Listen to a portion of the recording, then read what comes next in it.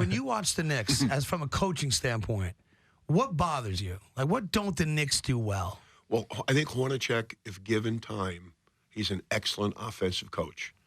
I think to build up a defensive identity, you have to kind of draft guys that have played in a college system where they've guarded. Because one of the problems with these NBA guys now is so many of them are short college careers, and they perhaps haven't straightened out their high school mistakes or AAU mistakes, and all of a sudden you're out in the open court and you're guarding LeBron on one side of the court with no help. Or you're a big guy and you're guarding pick and roll, and now it's John Wall or somebody turning the corner.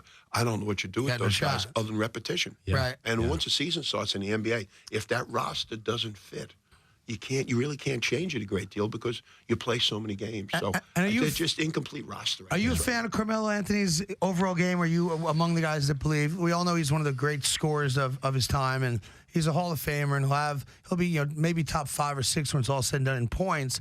But there's always the notion of, hey, you don't play defense. He's a black hole when he gets the ball. It stops with him, dribble, shoot.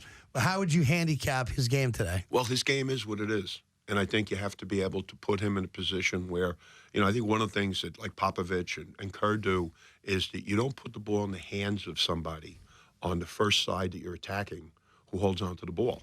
But if you make the defense play and then you put it in the hands of him and they've had a guard, wow, is he dangerous. But when it goes in his hands, and we all know what happens when it hits the elbow and he gets it. That's it. And it stomps, that's the ball stopper. And then the defense starts to rest. And when you do shoot it, you never position offensive rebound because nobody's moving. Right. So if they could get him, and I know they want to, it's hard because he's used to having it. Right. And he can get himself a shot anytime he gets it. Might not be the best shot for that situation. What it does, it minimizes Derrick Rose, who in theory should be a 7-8 assist a game guy, and is more like 3. Yes. Because you're not letting him make plays and wait for the ball to come to you because you got the ball so much.